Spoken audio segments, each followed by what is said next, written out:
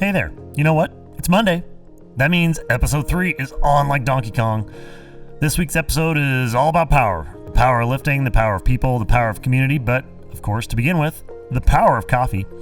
Coffee is arguably one of the most powerful substances on planet Earth, and it is the second largest traded commodity on the planet. It's barely beaten out by crude oil, but let's be honest, in a head-to-head taste test, hot cup of coffee beats a hot cup of oil every single time. And when you do what Primo does on the daily and add power to it by combining coffee grounds with boiling water at high pressure, you get espresso. Regular drip coffee, fun fact, has around 95 milligrams of caffeine in every 8 ounces, but espresso has over 500 milligrams. That is pure power. Check out all the ways Primo can put the best cup of coffee in your hands by visiting them at primoespressotiger.com or on Instagram at Primo Espresso Tiger. And if you haven't figured it out already, episode 3 is all power for the people. I got the chance to sit down with the ultimate power couple, Melanie Schoepp and Ryan Stills at their gym, Odd Barbell. Melanie is a total boss in the powerlifting and training world, with her degree in kinesiology as a jumping off point really that led to her current status as one of the single best strength coaches in the game. And her husband Ryan is an 8-time USAPL IPF powerlifting champion and a 5-time IPF Worlds Masters team member. His multiple records and victory, as well as extensive experience on the international stage, puts him in a unique position to provide all kinds of commentary and insight on the current status in powerlifting, small business opportunities in fitness, and all kinds of stuff. I mean, we go through the gamut, talking about people beginning their fitness journeys to the international competition drug testing policies to what it's like blowing out an IT band in the middle of a squat and still managing to finish a meet and qualify for Worlds. It's pretty awesome. So without further ado, Fitness Nomads Season 2, Episode 3 with Melanie Schoepp and Ryan Stills coming to you right now. This is great. Thank you for coming in on a Sunday. I mean, tried to get this to go about 6 months ago too, and just could never get the schedules to line up, and then things turned back on, and it was like, hey, back to work, and I refer to back to pandemic work as like whiplash. I feel like we were all doing nothing, and then all of a sudden we're working twice as hard to do the same jobs we were doing before. Yeah, to bail water while we're sinking. That's kind of how I felt. Absolutely. But you guys came through pretty well. Like, I mean, it seems like, the culture got stronger, no pun intended, since it's a powerlifting squad. Yeah, I've got a million of those, so if you need me to stop, I can. No, that's good. It teases up. I think when we had opened up originally, we're looking at, it's probably been close to 2 years now, and we're at a small location, kind of came out of the ground organically. But yeah, we started the first shutdown maybe 3-4 months after I think we had opened. So that had to feel good. Like, on our own, here we go. Why is the boat on fire? Well, the funny thing about the whole process was that opening the gym, my father actually was like, wow, I just don't see how you guys could possibly fail. And here we are. and knock on wood, we didn't, and we're fine. But it was very much so like, wow, that was the worst possible outcome of what could have happened in us opening a gym, and there's no way we could have known. And like Ryan said, we had pretty organically grown our member base. I had a pretty decent foundation of clients that had stayed loyal to me all the way through, and I'm so thankful for them paying me through and just knowing that we were going to weather the storm together, and that they were thankful for the years that we had put into them and that they were going to walk us through it. So we're really grateful. Well, and everybody coming together to kind of make that happen is, at least on our end of town, what everybody learned was, hey, this really was hard, but as a collective, as a group, as a community, even if you weren't necessarily, part of our gym, but you were part of a like-minded cohort, or hive mind, that there were a lot of us around that were kind of going through this. I mean, I was loaning gear to, people that didn't even go to our gym, but they were family members with somebody else who did, and they were stuck, and they had opportunity to, at least the confidence to reach out and be like, hey, these guys and people seem pretty cool, so maybe I should make a bridge there and see how that goes. And I know your background. Well, okay, hold on. I got it. Paul, I'm sorry. My bestie, Paul, wants me to do formal introductions because I forgot every time last time because I know it. So I'm like, I'm just and it's like, so the entire season 2, all of the introductions are presented for Paul. So before I get down this rabbit hole, because I have a giant rabbit to go after, who are you guys and where are we? I am Melanie Schoepp, and this is my husband. I'm Ryan Stills. And we are at Odd Barbell. This is our family-owned and operated little place in Southeast. We're kind of on the edge of Milwaukee and Sellwood. We're strength-based, powerlifting niche-focused, but not everybody is a powerlifter. Yeah, this is it. Yeah, and the name Odd Barbell came from, it's twofold. So we had, originally powerlifting back in the 50s was known as the odd lifts. So we thought that was a neat pun. Mm-hmm. That wasn't how we came up with it. Actually, the coming up with it was looking at our children's names. So it's Olivia, Deacon, and Donovan. Nice. And so being able to have the play on words and utilizing our family was one of the ways that we came up with Odd Barbell. And we thought that was fitting being in Southeast Portland also. Yeah. No, that is, you couldn't have picked a better spot either. Like, I mean, for people that don't know, Portland, this is not downtown PDX. This is Sellwood. Different animal. Similar flavors in certain aspects, but different animal. And it's perfect. I love the location. And this feels like home because this was the kind of place I grew up working out in and spent a lot of time. My dad had me functionally training before there was such a thing as functional fitness. It was like, oh yeah, you want to do bench press? Cool. How many push-ups? Start with that, then dips, then pull-ups and everything. And we worked golds and then, Orions way back in the day and all that kind of stuff. And so the powerlifting side, as I am obviously not built for with my height and levers and or body weight, but I've always been a super huge fan of powerlifting and just a big dork for it because it's like, hey, this is the ultimate push of what a human body can do, which is, it's funny because you were the manager of a big box kind of Hollywood-ish Globo Gym for a hot minute, which is how we met. That was like, this is the best thing ever. Talk about like a dog at a cat show. Yeah, I think, I had worked for a company for 10 years. I won't say the name of the company, but they're open all day. Yeah. And they specialize in fitness. Yeah. So I worked with them for, it's probably 8-9 years. I was general manager, I was a regional director for the fitness division for a while. And and that's actually how we met. Mel had come over and she was a trainer at one of the locations and the rest is history. That's awesome. But to be in that kind of environment, knowing what you did training wise, and then also just personal, competitive wise, I mean, that gives you a pretty good balance because for all things being equal, we kind of bag on the big box gym sometimes just because it's easy and they're giant, great big dinosaur sized targets, but they do a lot of things well. I mean, their systems or processes, a lot of things that wouldn't necessarily be applicable to a small gym, but the fundamentals and some of the things you learn there really do help translate to running your own business. And I mean, to go from that to this, I gotta think it did help some, at least to know what you didn't want to do. Yeah, and I think Mel can talk about being a trainer and cutting your teeth there. Oh. We talked about this a number of times. But. I think starting out at 24 as a trainer is, the facility that is open 24 hours a day, one of many.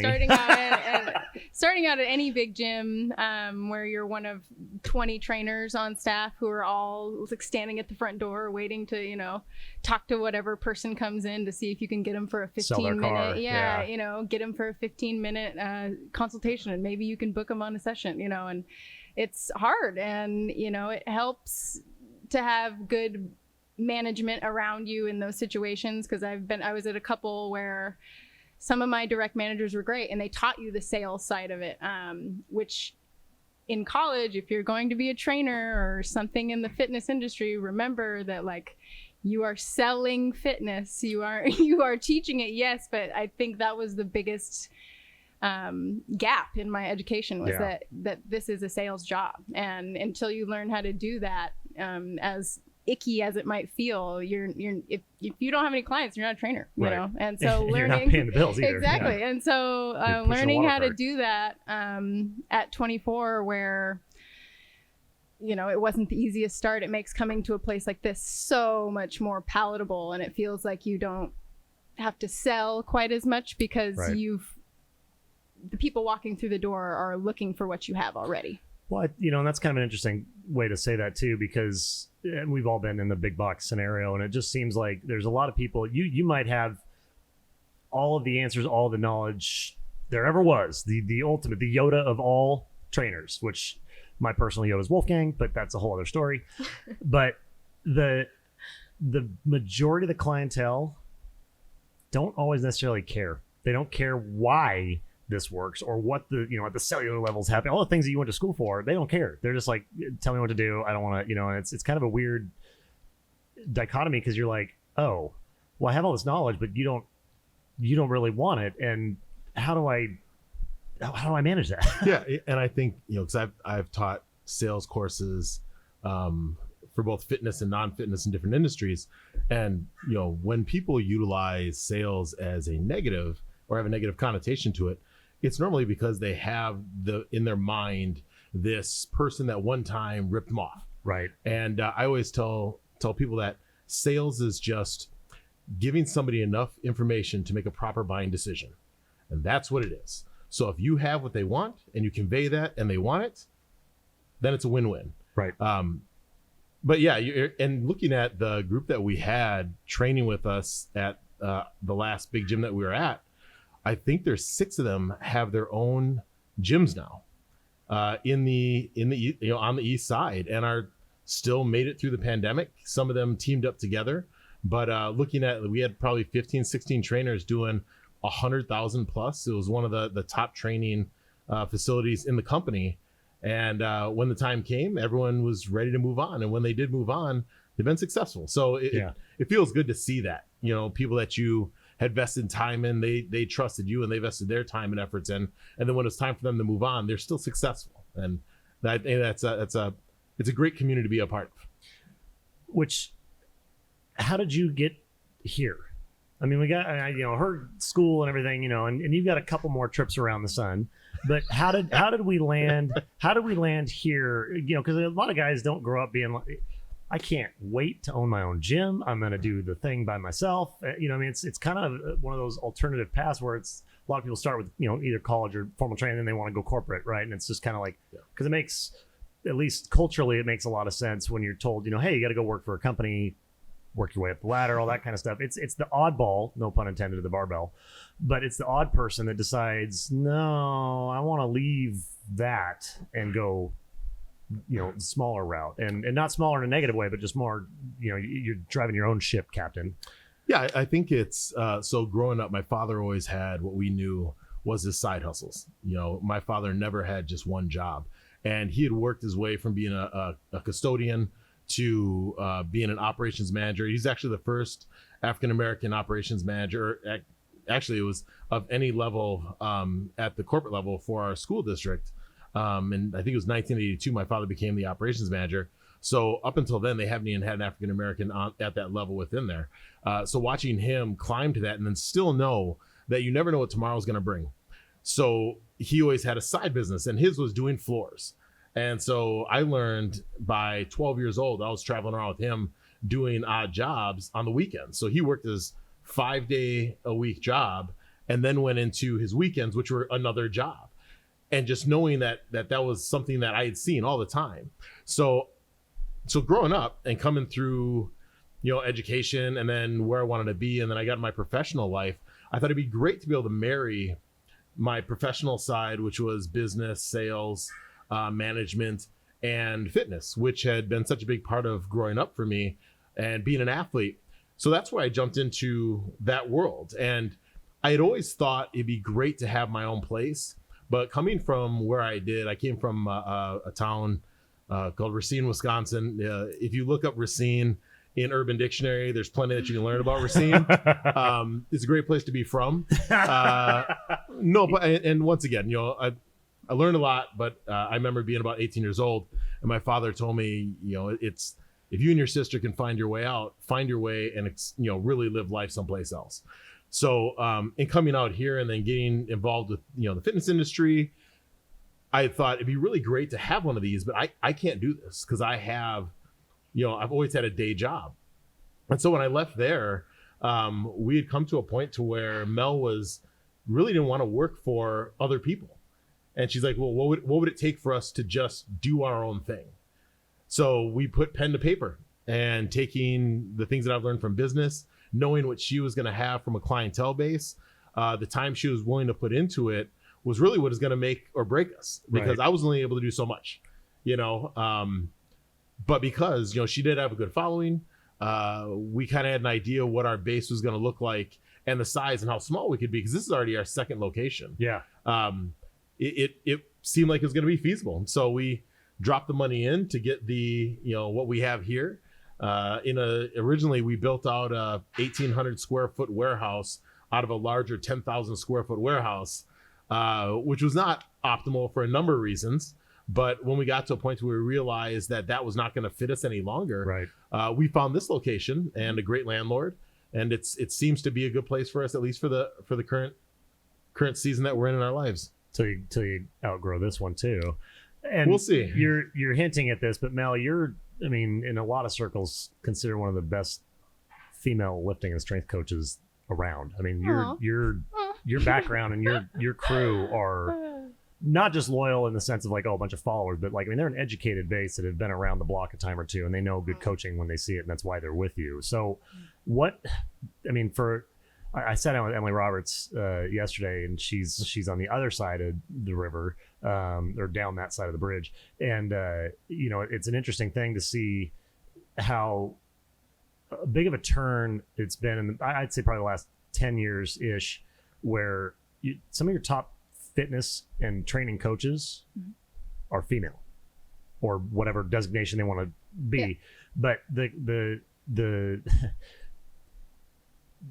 the secret's out a little bit, that, hey, it's not just a boys' playground anymore. And quite frankly, should never have been, but for the longest time, when I was growing up, my mom was one of the very few, one hand women you could count on the weightlifting side of golds, right? Everybody else was on, they separated by cardio and, the bouncy, the hoppy classes.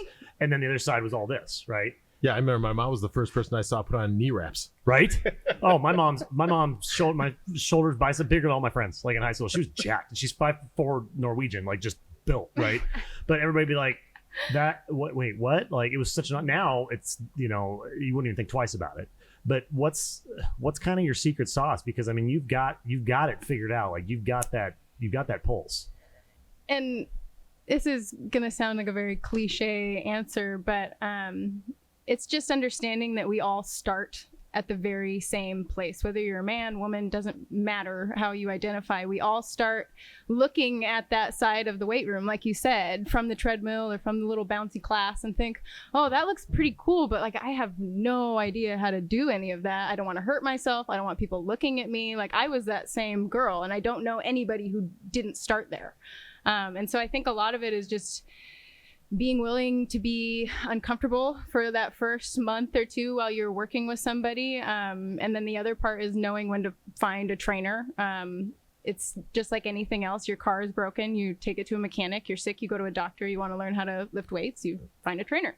And it's just finding one that fits well with you. It's just like anything else. Some teachers work well with you, and some teachers, it just doesn't quite click. And it's just finding that person that you feel like you can hear and you speak the same language. And that's honestly how I found my success, is that I find people that speak my same language and that they can feel that I am dumping my belief and my energy into them. And that honestly is what gets results. It's just that I can build a relationship with somebody and fully understand how they feel and be able to accommodate them and get them to where they need to be. That's the biggest part of Odd, is just that my people feel safe and they feel like they're heard. And that's honestly, that's the secret sauce. It sounds cliche, like I said, but it's a humanistic approach to it. And that's how everything should be taken. Yeah. That's something that gets maybe a little sterilized at the bigger boxes because you just don't have that opportunity, right? Well, there's two ways to go about it there. You're either training by volume or, volume of individual, you get 6 people one time or one person 6 times, right? But more often than not, you lose that person, because if you got, whatever, say 10,000 members in a gym, and you got, of that, probably 1,500 to 2K, maybe showing up a day, maybe if you're lucky, through the turnstile, right? It's pretty spot on. Actually. Yeah, I mean, I kind of know some things sometimes. But I mean, it's like how can you really navigate that when we'll even put on the low and say 1,200 people walking in a day, even if you had 1% of that, still and 12 people, right? I mean, the gym here. I mean, I guarantee you guys can both name everybody that walks through the door. And know their story to an extent, some better than others because some people don't share. Some are great at sharing, some are oversharing. But I'm fascinated to see how this is going to go post-pandemic because I mean the big box guys had all the capital in the world to buy their way out of problems, but they don't have the same discipline that we have to carry to manage this, right? Because you got to manage all the people and that community, and then at the same time try to grow, but not overreach and overgrow, because I mean you can't clone yourself, right? I mean even if you carried 30 people at a time or whatever it is, right, you can't just double that and still provide, because there's only so many hours, there's only one you, and how to scale that and navigate that and do that, and on top of everything else is paying the bills, raising 3 kids, having him for a husband, it's like, okay, it's like, let's well, wait a minute.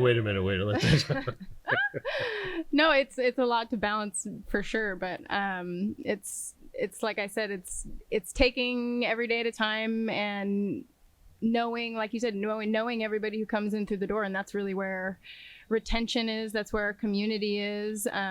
It's kind of like you had said, it's a numbers game. There was a point in my career where I would look at other trainers and think, wow, like they have like a wait list and they have all of these clients that like just line up the door to train with them. And like, it blew my mind. And now that I'm in that position, I understand that it's all about referrals. So if you treat your 3 people that you have with every ounce of care that you have, those people are going to go tell 3 people that, hey, Mel's great. She did all this for me. And they think, well, hey, so-and-so's doing so great with Mel. Why don't I give it a shot? And that's honestly how I've grown my business from, the 2 people I had after I had my kids to the 20, 25, and then the wait list that I have. It's just, it's like you said, I can't clone myself, so I won't overtake more than I can, take on. Because like you said, it's very personal in what I do. So I don't want to slide anybody from an experience, because that's what this is. It's a total experience. And what do you find is the biggest hurdle for new people walking? I mean, because a lot of people come, you guys have both been in the game long enough, and people that come over here, whether it's referral, maybe they're training in a similar fashion, different facility, and they want to be here, right? Because of the culture, the energy. But when you got that newbie that walks in, and we get this too, because of course ours look similar, but they'll walk in like, is this CrossFit? No, it's like, well, it depends on that. Hey, is this like CrossFit? Yes, it is. Or is this like CrossFit? Not at all.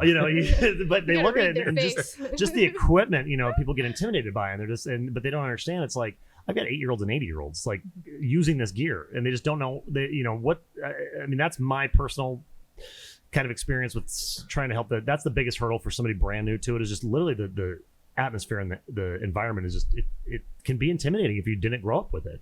I think part of that is so social media helps, right? Absolutely. Because somebody can litmus test what they're going to be walking into. They can see now, all right, here's what they do, here's who they are, and they can stay it from far enough back, behind a screen to first navigate if this is the place they want to go. And so they look up, and that's what I found is most of our people are looking into, here's the 4 places that are in my neighborhood doing the things that I want to do. Which one is going to be home? And we always tell people, come on in and see who we are. Yeah. Because I can tell you any number of things. Once again, I'm a salesperson, so I can tell you all the things that are make it feel great for a short time. But reality hits. And so when we have people come in, and I think this is great because often we'll do it when one of us is here, we always make sure that, one of us is here when somebody else is coming in, so we can show them the place, they can work out, they can experience it. But often at those times, the diversity that we have here, both cultural diversity and then also just from experiential diversity, we'll have somebody that's 45, 46 years old, can't do a body weight squat without, to depth, but they're doing what they can do. Or you have the person that's trying to get into powerlifting, and they may, be just entry level, but we're treating them the same way as if I have a heavyweight, lifter who's, squatting something that would be a state record. And then next to them, there's somebody that's squatting their personal PR. As you can see, like up here, we've got goals. You put your goal up here, and that's the accountability to the rest of the community. Yeah. And yourself. I mean, writing it down is a big thing, and putting it up there. I mean, it's for people that don't end up watching this and they're just doing the audio only. Basically, sitting behind us, there's this badass chalkboard that is everybody's name and their personal goals. I see a lot of crossed off numbers with new numbers, which those are always the best. Where somebody walks in, is like, if I could ever do this, it's like, okay, and then what? Because they're so convinced they can't do something, like, and it could be something, I mean, making up a number, but say basic, say it's a 225 pound deadlift, right? And they're like so far outside their mind of what they could possibly do, and then they get it and they're like, oh God, now what do I do? Yeah, and there's a vulnerability to that, right? Absolutely. I mean, for the people that put up their goals up here, they're basically saying, here's what I'm doing, but I'm doing this in an environment where I feel supported. Yeah, I feel like other people seeing this, I have a certain pride to attain that. But I also don't feel like, if my number's not as big as the person next to me, they're any better than I am. Yeah. So I think that's been one of the keys to not only our success, but there's a handful of gyms around that really open themselves up and are vulnerable and able to say, hey, whether you're new or you've been doing this for 30 years, your place is just as important. Yeah. And that shared experience, that's what we try to kind of, especially with the kids, or if I'm explaining to somebody's parents, they got a kid who's maybe doesn't play a sport. We do athlete training, but I don't even advertise it. It's literally word of mouth. Like, and I never have, because I don't particularly care to trade in that, in the sense of like market it for sales and put a kid out there that like, look at this kid's success, come give me money, right? Yeah. But I do like to champion when kids do something well. And one thing that gets kind of, it's a little bit shocking when some of the parents come in, because they've been referred by somebody else who's already there, or maybe they graduated out to college and they're gone. They'll come in, they'll be like, oh, I had no idea that it was, one, you had this many, but two, I mean, I got football players and flutists, and I got a kid that plays oboe, and they've never played a sport, but they're in with their peer group, and it's a shared experience. And what they quickly realize is that the numbers are irrelevant. It's hey, did you go as hard as you could go? Did you try? If you tried and my number's 2 and your number's 3, that doesn't make you better than me. We both gave 100%. We're the same. And that's one thing that's like, I'm hopeful that, because I know how you guys operate and I know your mindset, and there's enough of us now that are kind of getting away from that.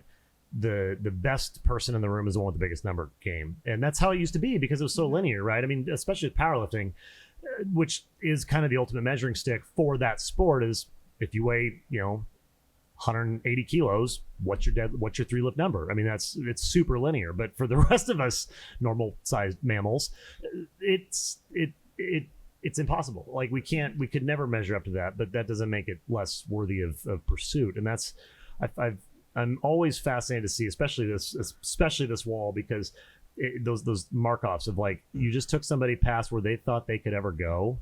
Now, bold new frontier, terrifying, because it's like, oh God, then what? Then they realize too, it's like, oh yes, the gains don't keep coming exponentially. Yeah. They tend to plateau a little bit and slow down, which is then becomes the grind, right? And that retention side of like, oh, it's not so easy anymore, or you have setbacks. And then, how do you navigate those setbacks? Which you just had a big one. Like, you had okay, before I go too far, I actually was really, really impressed that you'd actually posted that, because a lot of people want to run and hide from discussions about injuries, especially in a competitive, atmosphere, and especially when that's also your business, and that, you did everything, you did nothing wrong, and it still happened. And I try to explain that to people. It's like, you can do everything right and it still happens. It's not that you did something poorly with, I mean, sometimes, improper training can do it, but sometimes, shit happens. So yeah, that was a big one. Yeah. So, I'm guessing what you're speaking of is my quad giving out on me at 720 pounds at nationals. Yeah.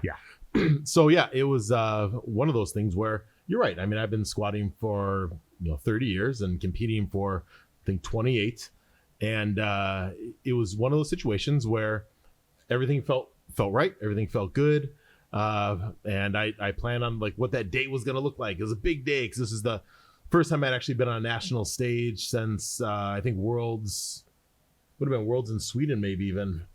2018, 2019. So it's been a while, and this is also I had been vegan for now like a Yeah, year we and got a to talk half. about that. So all these things kind of lined up, and I'm like, this would be great. I'll hit this. I know what my number's going to be. And then bam.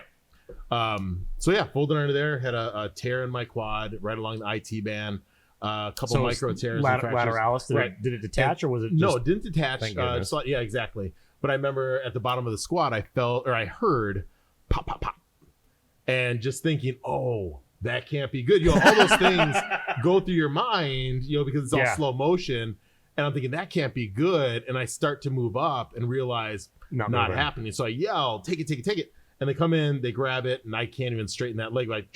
I'm shift to the left side. So either way, it could have been much worse. But in posting that, back to your original question, it comes to the same thing that I have, the same feeling that people have in our gym and a lot of these communities. I have that same feel with the community that I've been with for 30 years lifting.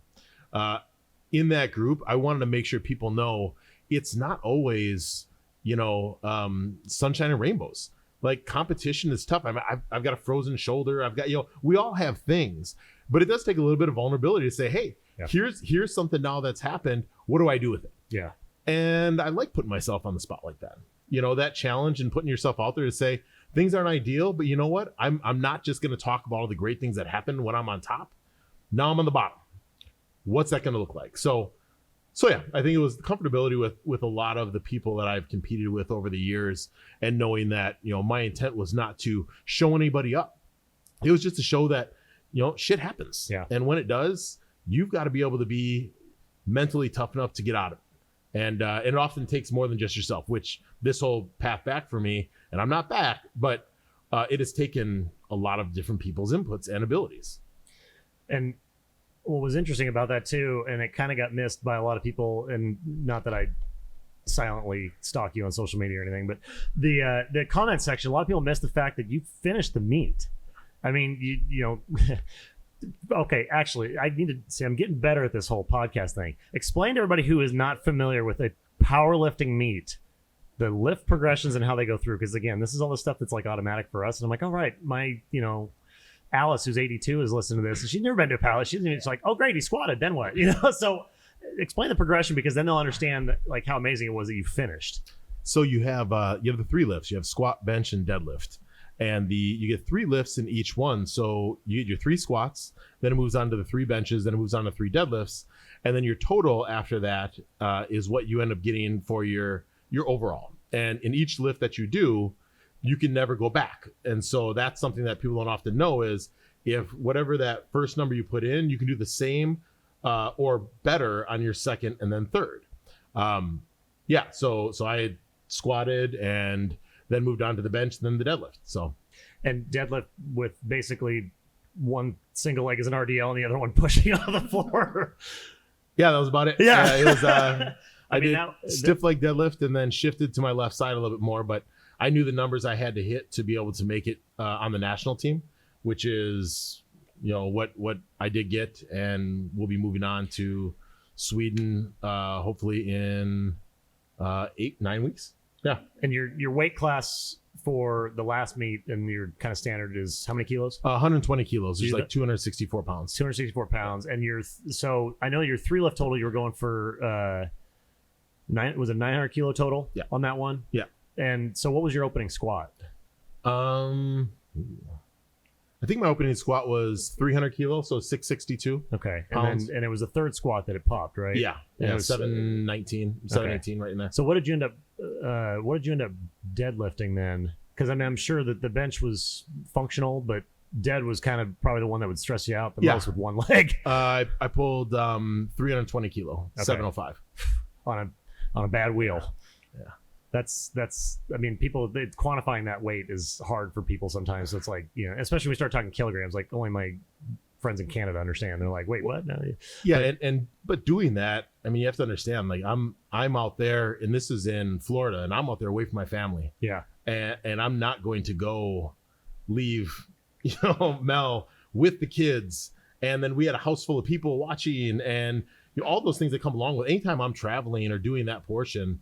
I mean, she's dealing with the hard part. Right. I get to go do the show. Do the fun. Exactly. And so what I wasn't going to do is call it a day. Yeah. I actually got on the phone with her after the squats, and she's like, "Hey, I'm okay." She's like, "You're going on." Yeah, like the expectation. I like how it wasn't a question. It's the expectation of what was going to happen next was already understood. It was just a matter of what was I going to be able to get. And so, just fighting through it. And my coach, was Mike Teixeira with RTS, and all coaches need coaches. Yep. But those, that crew there they backed my play. Like, hey, this is what we're gonna do. Cool. Let's figure out what it takes and let's do it. So good strategy. Yeah. How did that? I mean, because you were watching it, was that kind of a little bit of a gut drop watching him? I mean, because it was, by the way, it was a great spot. Like those guys caught that well and kept anything else worse from happening. Like that was pretty impressive. But I gotta think that was a little rough to watch. Yeah. My brain in that, like, it went worst case scenario first, obviously, like, quad detachment. Yeah, exactly. Things, he'll never squat again, that kind of thing. And then my brain instantly goes to our daily life where he'll stub his toe on like the side of the coffee table or like step on a Lego, and it's like the man has been shot. So part of me is like, well, it's like he said, it's the show. So I'm like, right. It's like, he's doing it for the drama queen. The drama, and that he'll be totally fine. And sure enough, I mean, given that's, like I said, I went full scale in my thought process pretty quick. So after I talked to him, and he's, he clearly was a little rattled, but he was gonna, carry on, and it was gonna be fine. And like I tell everybody, I chose Ryan because I never have to worry. He's always going to be able to get the job done, no matter whether it's in our daily life or powerlifting. He's just a gamer. And so I knew when I talked to him that it was going to be fine, and that was going to be it. And it was. That's lucky, because it's hard to watch. I mean, it's hard to see that when it's somebody, one, you care for, but even if it's just a teammate, and things like, it's like somebody goes down and you're like, oh boy. And for folks who haven't seen it, it's on your Instagram, which, by the way, for everybody listening, I'm getting better at this thing. Your Instagram handle, the gym, and then both your guys' personal ones. And I'll put them in the show notes too. But so the gym, you get the gym, because I'm trying to think of. It's at Odd Barbell. And then, tough one. Super complicated. Swing and a miss. Then I am actually Mel_Odd Barbell. So we're all right in there. And I am... I believe I'm Ryan Stills _powerlifter. Yes. Nothing like being defined by all your actions with a name. Right. Yes. With one underscore and then title. Yes. That's awesome. Yeah. No, people need to check that out, because it's a pretty wild video to watch if you're, not used to seeing gym fails. Right. Yeah. I mean, it's not a gym. It's not as much of a fail. Or don't watch it. Or don't. No, I did appreciate it though, because it was one of those things you don't see that very often. Right. And it's, if you're in the game long enough, or any game long enough, eventually you're gonna get, some injury is gonna happen, right? Some of us, I kind of joke that everybody has a set amount of mileage on their body. Maybe it's 200,000 miles through, whatever it is, and how you choose to use that mileage up is up to you. So some people, high mileage by age 24, 25, it's like, oh, I burned through all my mileage early. Other people come into fitness late, and in their 50s and they're trained, and they're like, man, I feel great. I'm like, it's because you have cartilage, so stop talking, because the rest of us are not feeling great right now.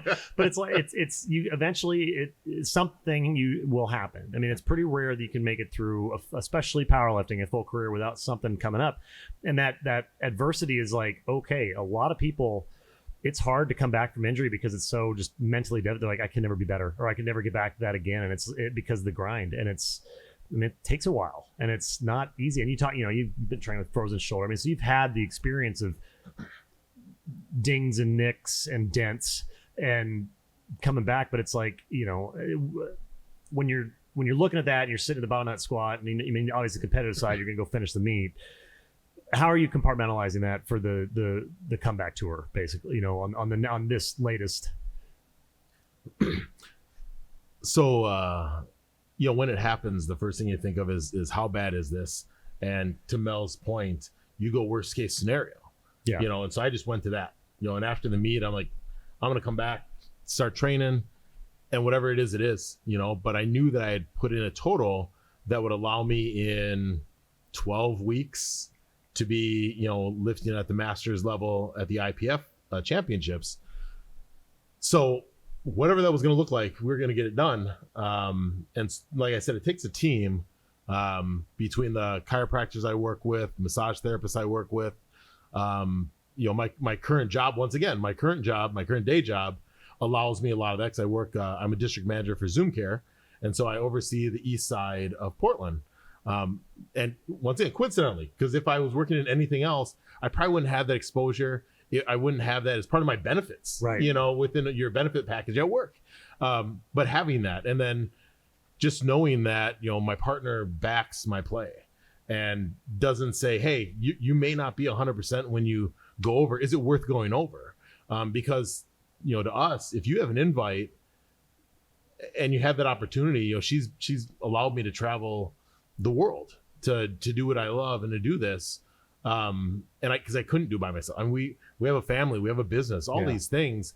And, I often get the glitz and the glamour of it, being on the podium and all, but she's just as much involved and doesn't get that same notoriety. So, and I know most people out there that have a partner that is, runs the majority of the program. They are in the shadow at times. And, I'm just glad that I have that and we have that support, and just knowing that the things that we have to do still get done.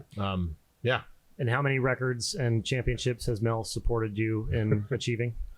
Well, right over there. That's the last 5 years hanging up there. So I think it's 5 national championships, 3 world championships. I think I've had 3 different USAPL masters records. Still in a hunt for one of the open records, and then the Masters world record. So this is likely my last chance to be able to go get the Masters world record for my class.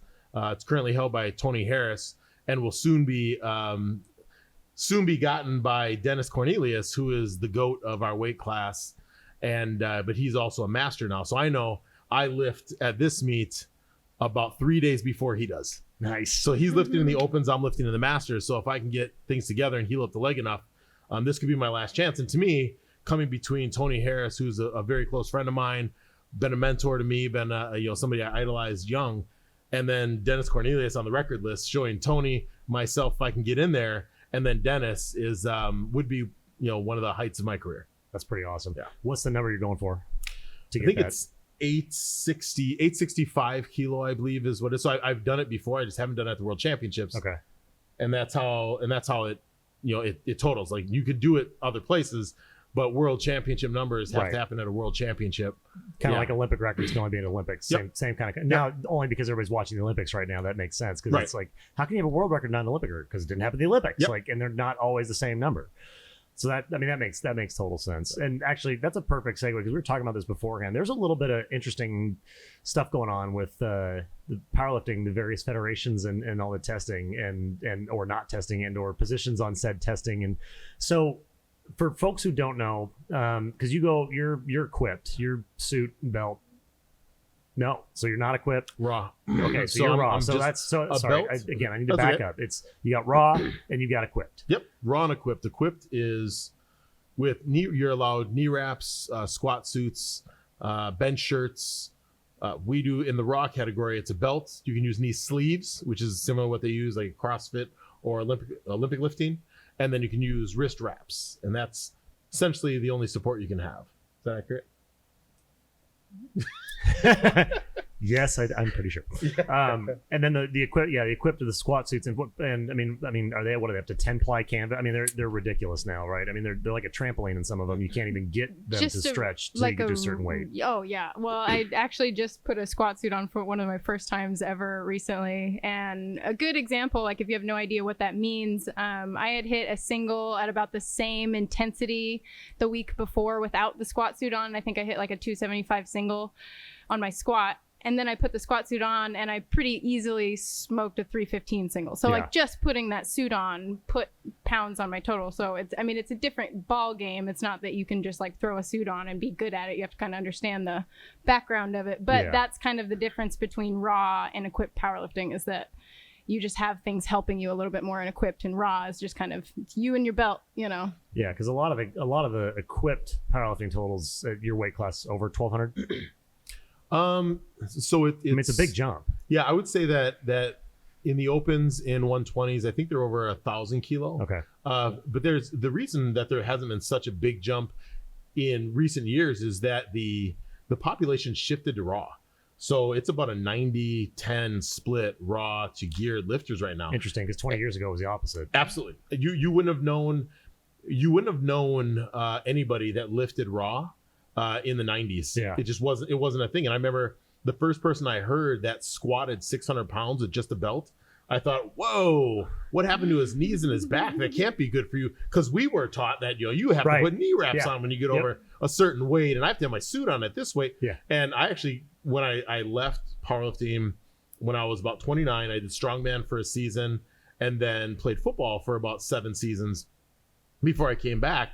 And when I came back, I had found this whole new world and I was training like an athlete. Yeah. And now it was more applicable for me to go into this raw division. And they're like, oh yeah, there's actually raw nationals too. I'm like, really? Who does it? Like everybody. Yeah. And so I stepped away at just the right time. A lot of it's timing, right? Because had I not gotten into sports, because I want to be more athletic again. And that's why I went and played football.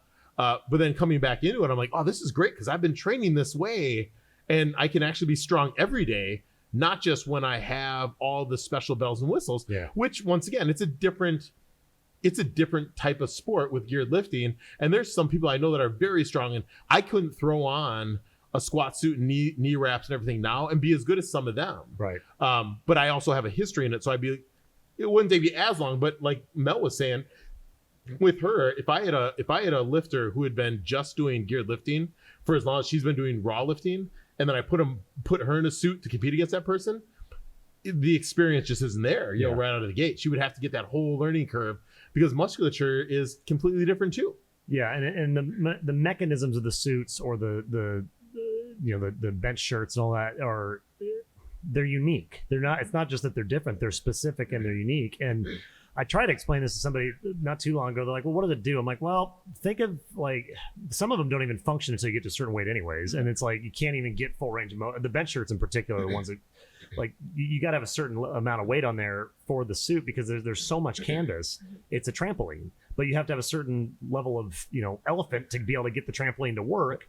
And if you can't get that, it just it's not as functional. But trying to explain to them, I was like, it's not cheating. It's more that you're going to a certain level of weight that just, and this is my, outsider perspective, never having put a suit on in my life, only having been around it, is that you should do it.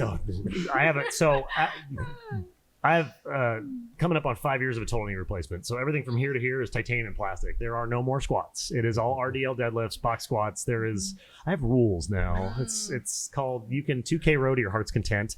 You're adulting now. I'm adulting. I know. God.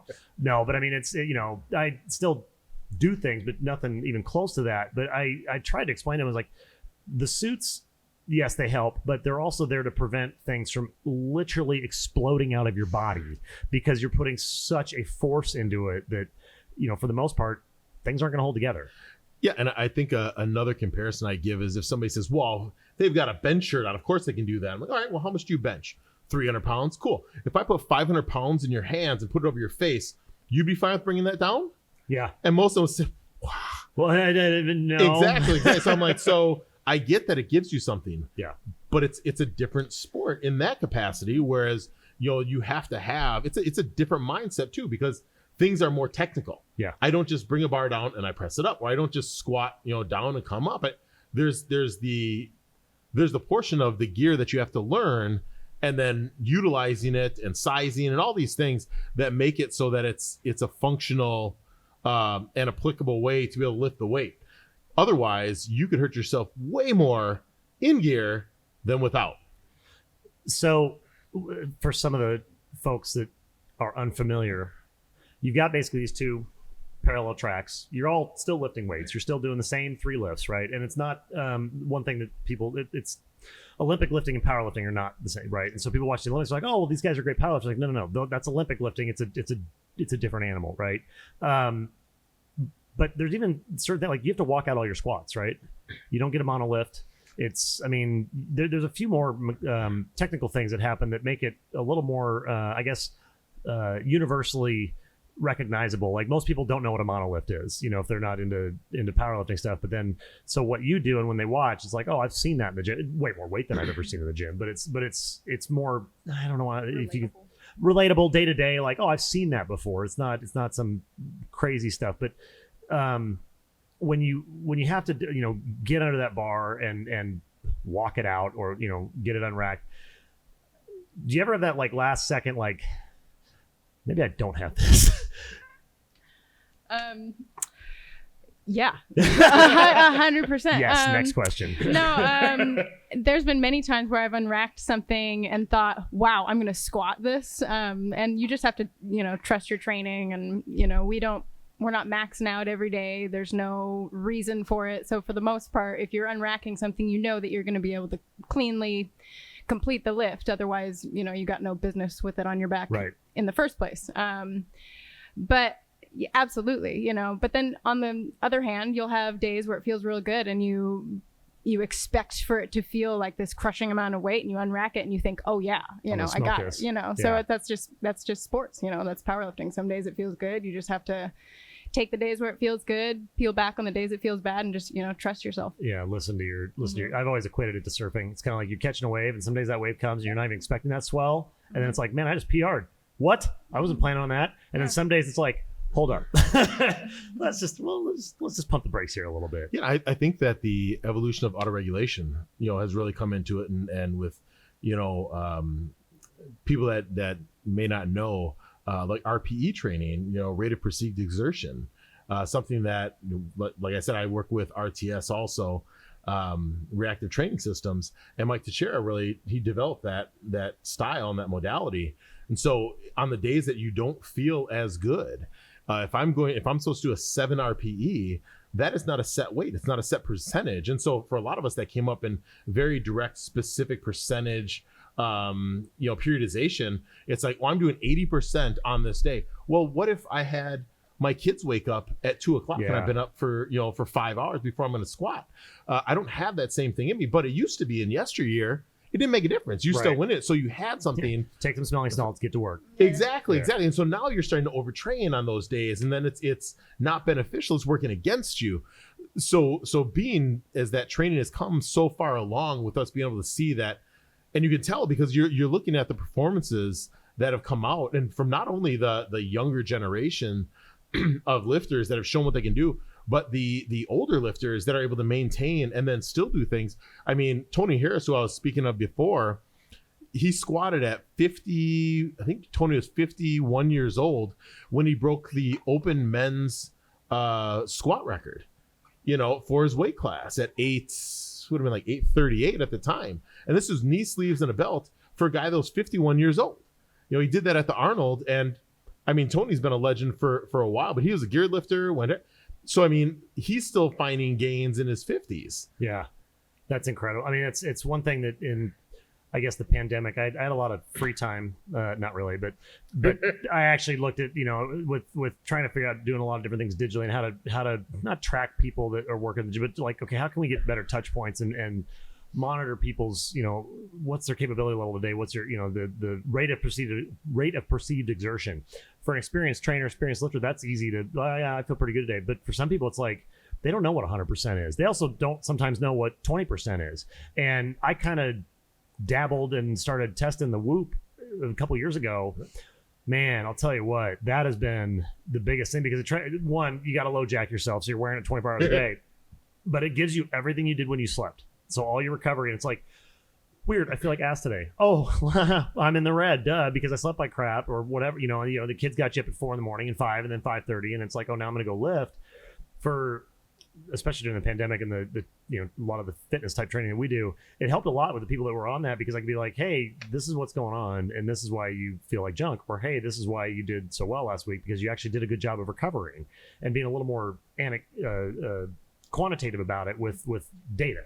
And I like data because it's, numbers don't lie, for the most part. But it was a kind of a new step, other than just the general heart rate monitor, the Apple, or your MyZone, when you're working, like, or get in the red. No, don't get in the red. Today's not a red day. Today's a blue day. Like, pump the brakes a little bit. And so to hear that that's translated in a different kind of modality, but that it doesn't surprise me that that's going over to the powerlifting side, because we're actually getting smarter.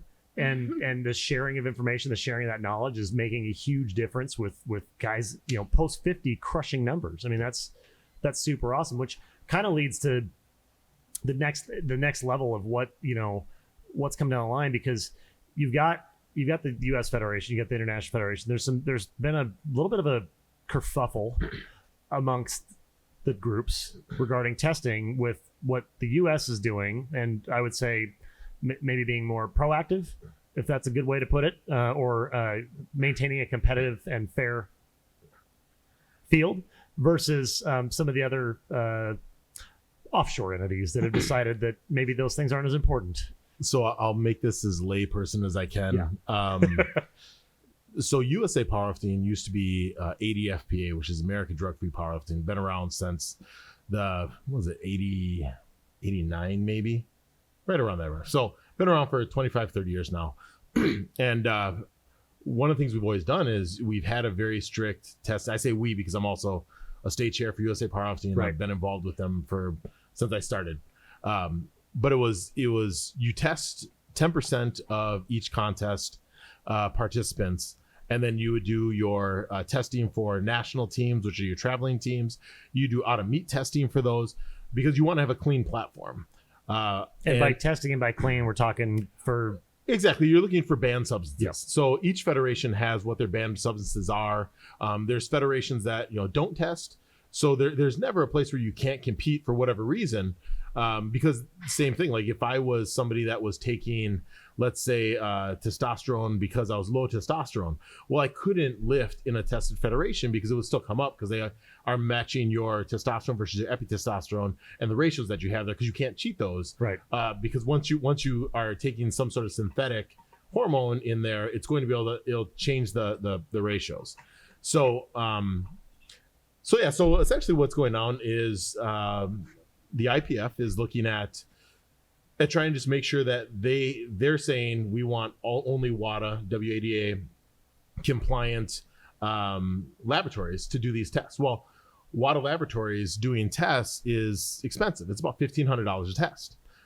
So and I'm sure that having done different contests and things around here, if I'm testing 10% of the people and I'm looking at having 50 competitors, that means 5 people.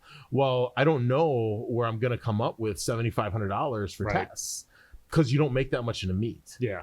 So and once again, I'm not officially stating this on behalf of USA Powerlifting. This is a 30,000 foot summary. Exactly. So you look at that and you're like, well, what USA Powerlifting has done is they've used accredited laboratories in the States to do local testings, which is how it's been for a long time. And now they're saying that they would like for any of those to be done. If we're going to do testing, we should do testing through WADA laboratories, which would mean that we'd test less because of the financial implication. And then same thing, if we're testing just that way, we're only going to be testing very elite athletes, the top 1% instead of 10% that we were normally doing in most places. And it takes away from what that is. Now, there's a lot more that goes into it. There's different political sides that go into it. Other federations have said they've been able to do certain things in the European entities that are with the IPF. But we also are the largest group by far. We're 20,000 members plus before the pandemic. So you've got a world platform where every nation competes nationally that goes to worlds. If you can't get the international side to recognize that, I mean, the worst case scenario with it would be that not eligible to compete, or you've just cut your populace of guys and gals that can go compete down by such a small number because you'd only have the big city meets that could, like something in New York, or the big that could afford to do it. And so you're taking your pool of applicants, which powerlifting in particular has always been kind of universally open to, hey, wherever you're coming from, if you can come pick this up, you can come, right?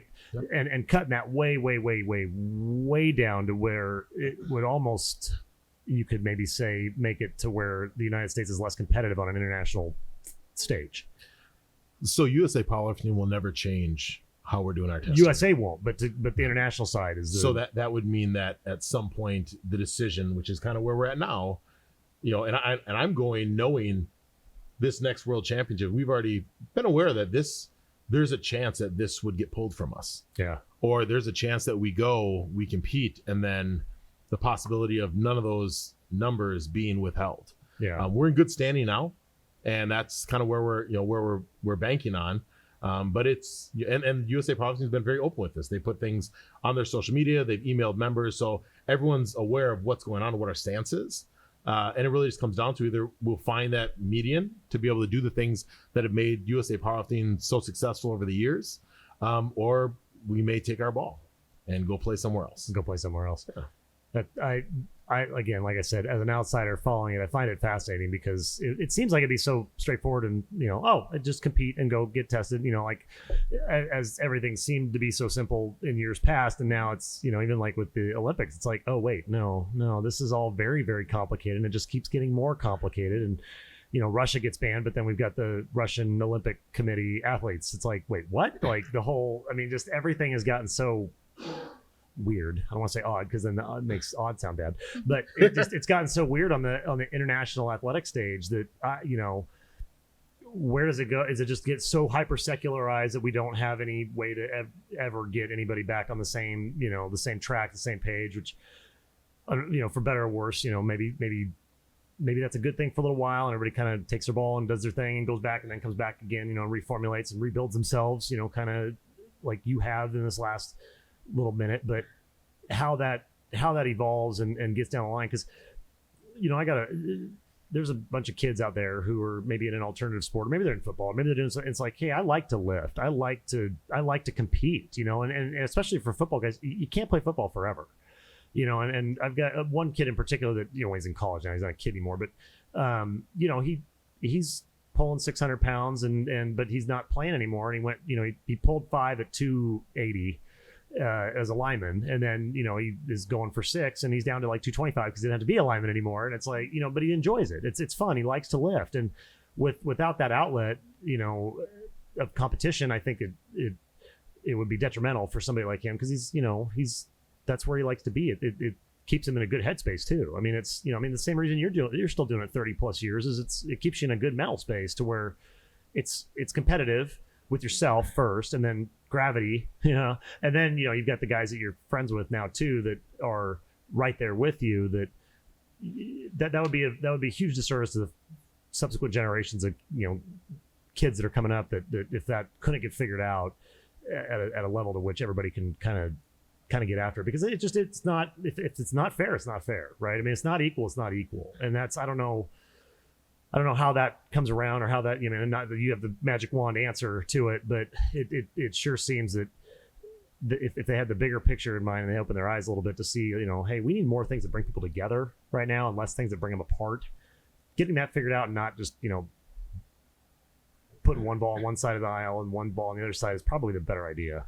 Yeah, and I think Mel brought this to me when we first started with the IPF and what's going on and how that works. And I get in a tiff, and she reminds me that there's such a small population that go on these IPF meets. The overall populace of powerlifters don't go and do this. So how impactful truly is it if we're not with like the IPF? That's a good point. And yeah, to me, I'm like, well, I can't believe I wouldn't be able to do this. But then I look, I'm like, well, 95% of the federation isn't doing this. The people that are paying our bills aren't doing this.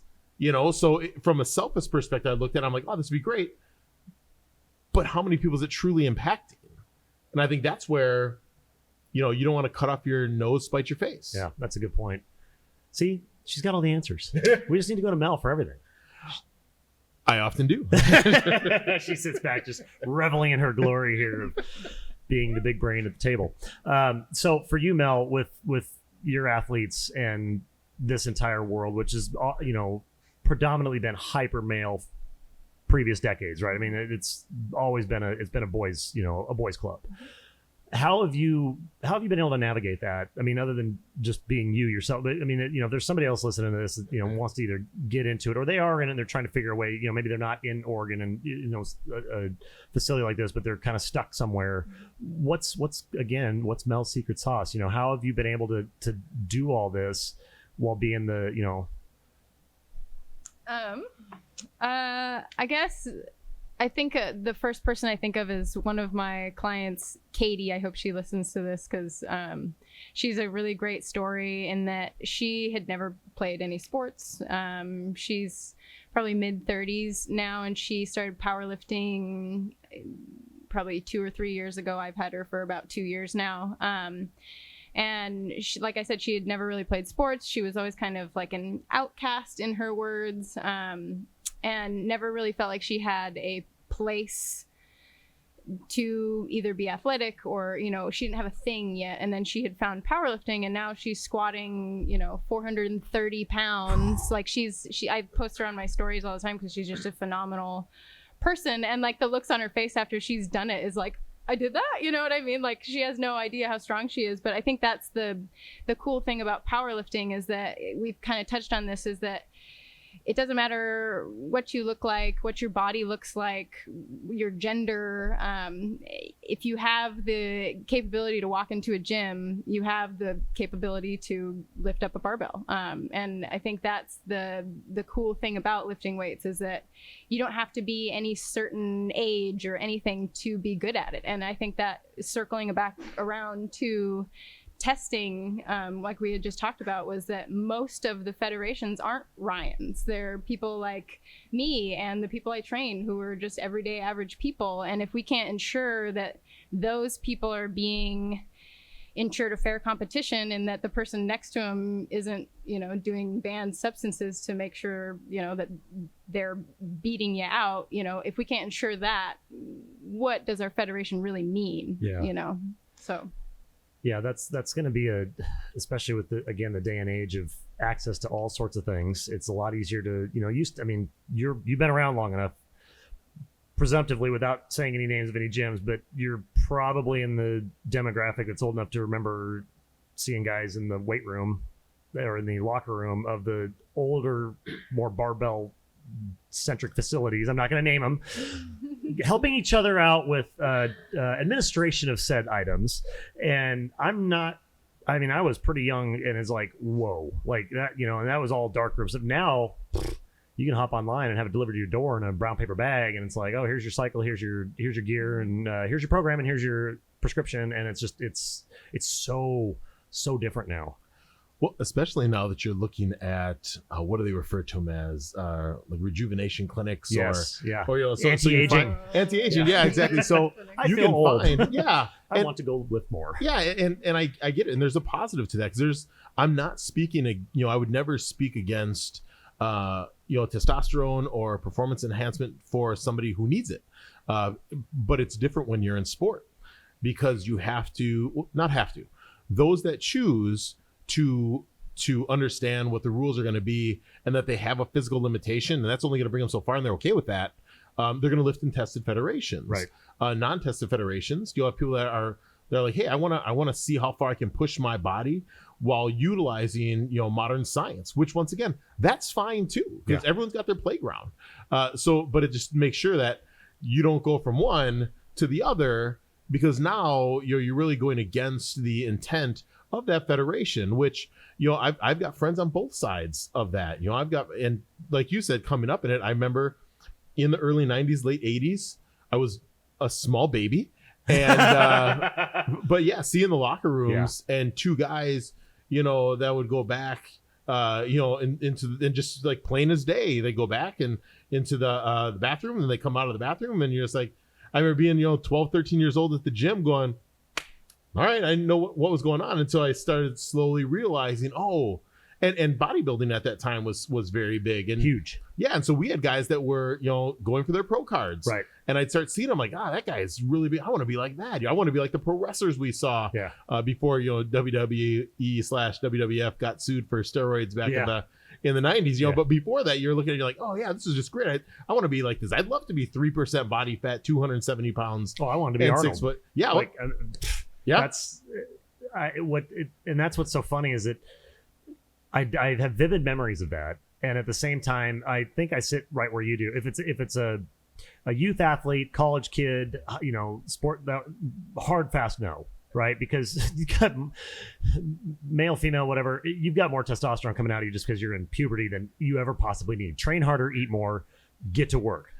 Beyond that, it's a tough thing with guys on HRT and even women taking it. It's like, if you're not trying to get a competitive advantage and cheat, I got no problem with it. If you want to push that 1% limit of, Clayton and I were kind of joking, like, how awesome would it be to have the all steroid Olympics? Like, just no rules, everything wide open. I mean, there'd be so many injuries, but it's like, you could just see like, okay, this is apparently it's what Russia's doing. The 1/1000% of human potential with advanced science and substances.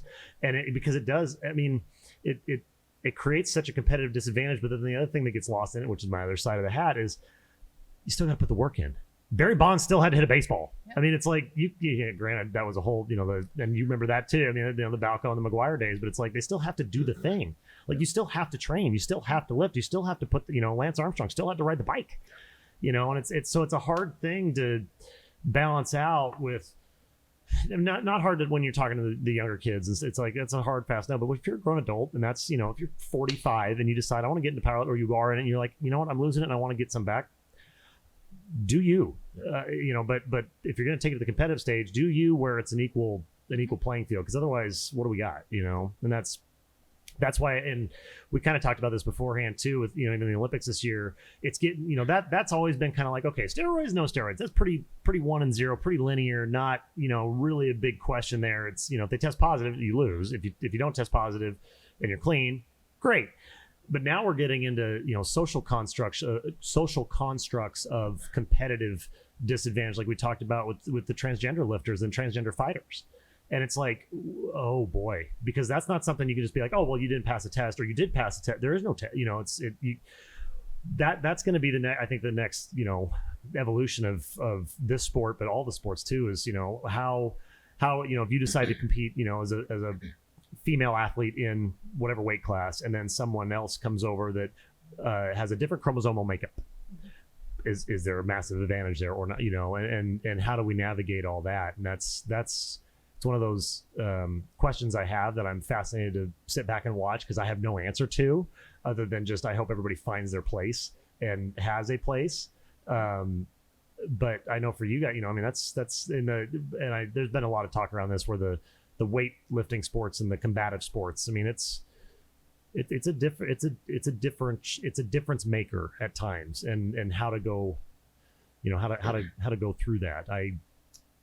Well, I mean, it's at a base level, it seems, it's very confusing, but if you look at biologically, there are men and women weight classes for a reason, not to say that society hasn't changed and that's an old way of thinking about gender. Obviously, hopefully we're moving a little further away from man, woman, X your box. And as you said, hopefully we can find a place where everybody feels as though they're heard, they're seen, they can compete in a place where they feel as though they're validated.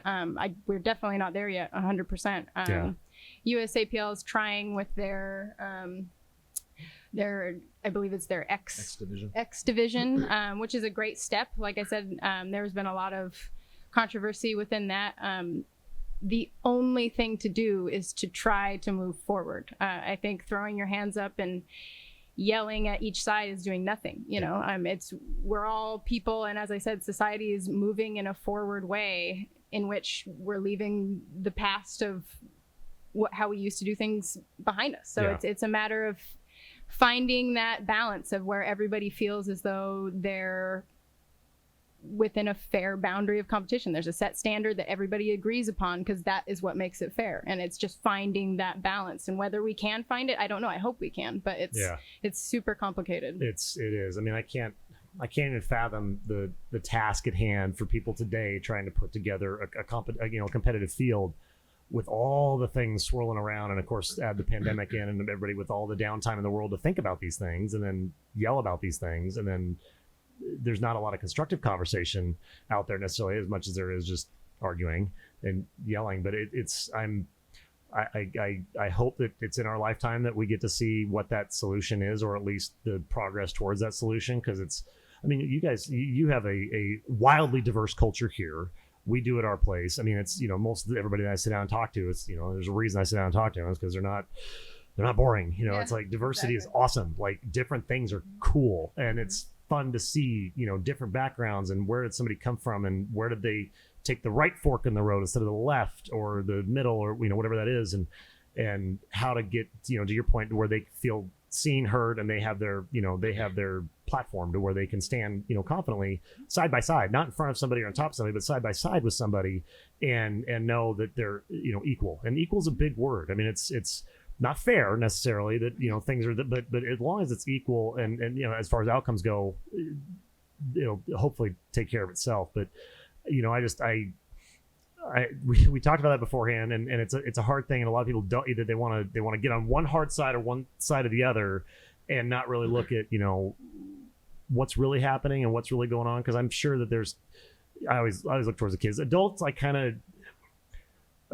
of baked in, software. I mean, the software world, it's like, yeah, when something's out to market, it's baked, right? It's there, it's set. Adults, it's kind of like, okay, really, like, kids are victims of their environment and their circumstance. They don't get a choice. You're born to where you're born, right? And so to give them to leave it better than we found it is kind of the my goal, at least with my daughter, is like, okay, I'm not gonna have all the answers, but at least if I do something wrong, you'll see what I did wrong, so that you don't screw it up when you're older than 10, but that you'll have an equal platform, an equal playing field, because wherever she goes with that, and then wherever her friends go, and that she's friends with people that are wildly different, because it's just not as much fun if everybody's the same. It's not as much fun if everybody's just in one box or another. It's like, that's just boring.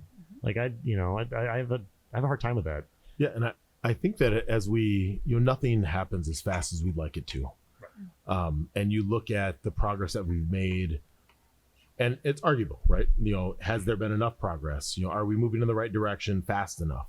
And I know from like USA Powerlifting, people really got on them because of the, how you do drug testing. It's always been a drug test federation. And the X division is based off of the gay games. And that's who we modeled after and who we met with and worked with to try to find what is that next step. And just, comparing now that there's, and it sounds shitty when you say, we just need more data points and we need to figure out it. But unfortunately, that's how it seems like things are coming along. The bigger population you get, which is why inclusion in as much as we can in all these different facets, it does add to a population. And then that population, we can see, how do we do this? How do we move forward? How do we progress? How do we evolve? And that's why, the hope is that everyone feels like they have a place. We're being inclusive. And when I say we, I'm not talking about USA Powerlifting. I'm talking about, just the collective, the collective we as a community. Yeah. How do we move forward? How do we find what those next steps are? And we've done this, unfortunately, we did this to women, back, in the, early on, what women can't possibly do all these things that men can do. Show sweat. Yeah. The tennis sets are set at 3 still because they aren't allowed to exert themselves. I mean, that's where the old standards came from. It's like, what? Well, I don't sweat. I glisten anyway, so. I glow. But yeah, if you look back at, if you go back to the 30s and you saw, track and field in the 30s, and you had Jesse Owens running, and then you had the Germans at the time saying, well, if Jesse Owens, he's not really a person. I mean, right. he raced a horse and he beat him. He's more of an animal.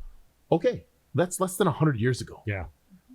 So less when than one people ago. Yeah, exactly. I mean, I Meldo's my story. My great-grandfather was born in 1904. My great-great-grandfather was born in 1862, before the Emancipation Proclamation. So when people talk about how long things have been, slavery to me is my great-grandfather. Yeah. So when we look at humanity and how we evolve and the things that it takes, I hope that when we look back at this in 100 years, we say, wow, look at how fast we actually did this, or how quick that time frame is. But when you're living in it, it doesn't feel that way at all. Yeah, days feel, what's the saying with kids? Days are long, years are short, and that's, I mean, I couldn't even possibly come up with a better way to say it, because it's, at least with the advantage we have now is communication and technology, for better or worse. I mean, the world gets lit on fire with Twitter, but it can also, you know, and Instagram and everything else.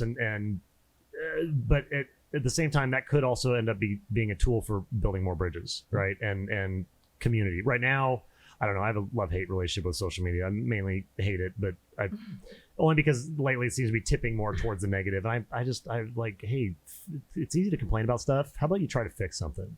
You know, it's easy to complain about police reform. How about you try to fit? You know, how about you try to put your foot in the arena and find solutions? It's easy to complain about, you know, big government or COVID or whatever it is. What are you doing to, you know? It's easy to sit there in the bleachers and yell at the guys on the field. How about you step on, you know, strap the cleats on, you know, like put yourself out there somehow. I mean, it doesn't have to be anything big. It could be just, you know, volunteer. It could be at your gym. It could be anything.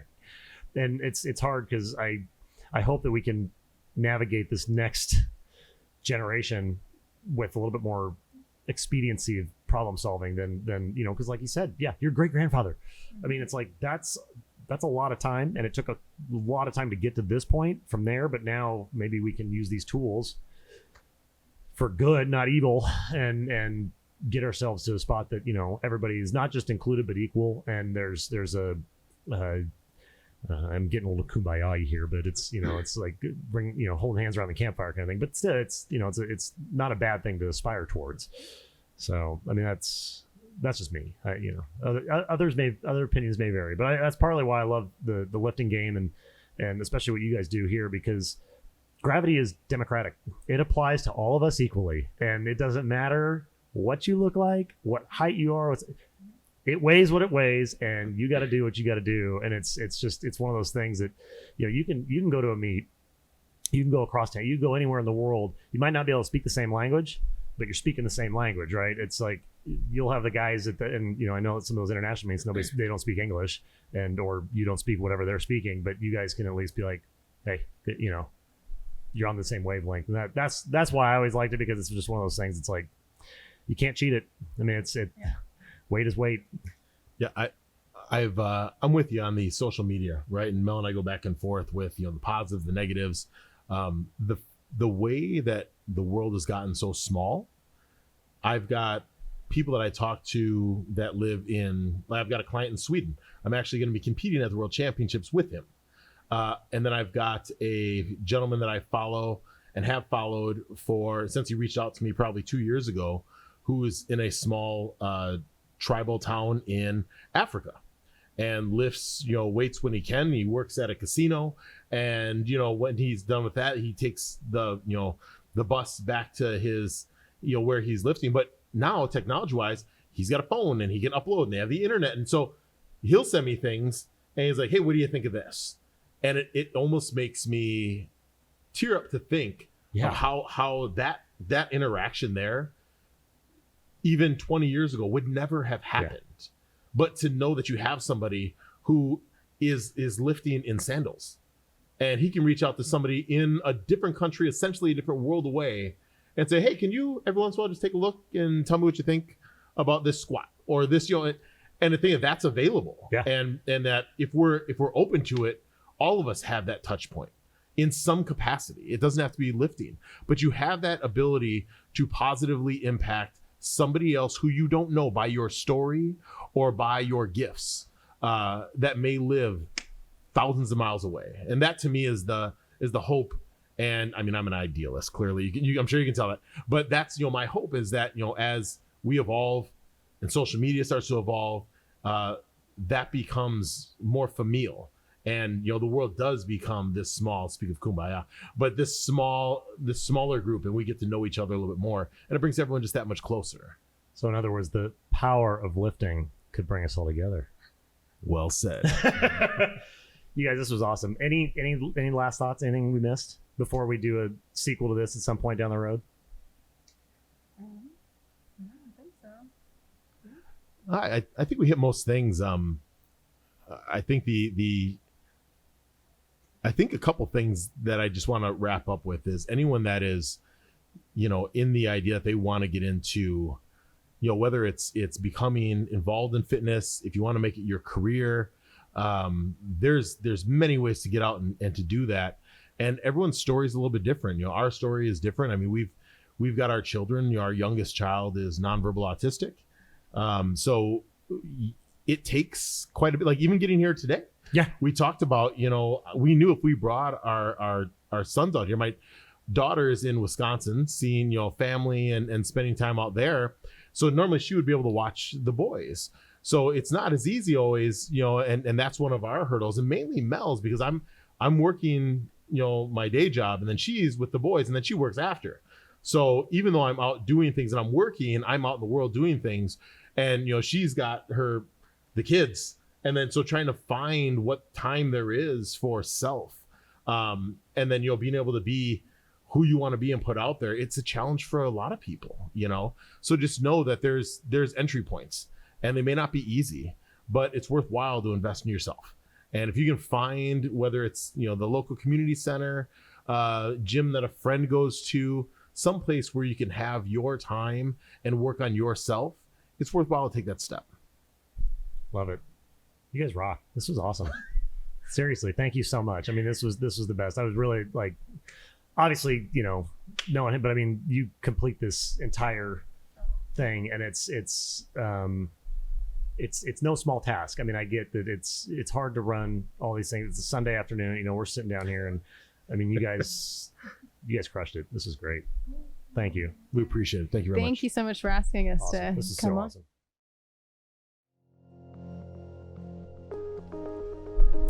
Wow. Just wow. I cannot thank Melanie and Ryan enough for taking the time away from their family and their weekend to record this episode with me.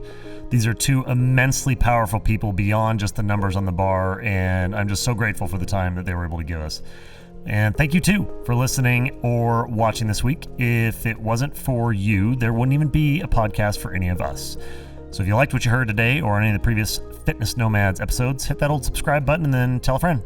And if you got some feedback you want to share, please feel free to leave that in a review as well. We want to make this better every week, so your feedback is incredibly important for us to grow and get stronger and better.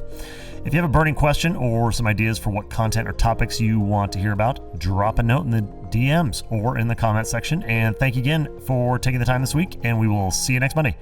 Bye, everybody.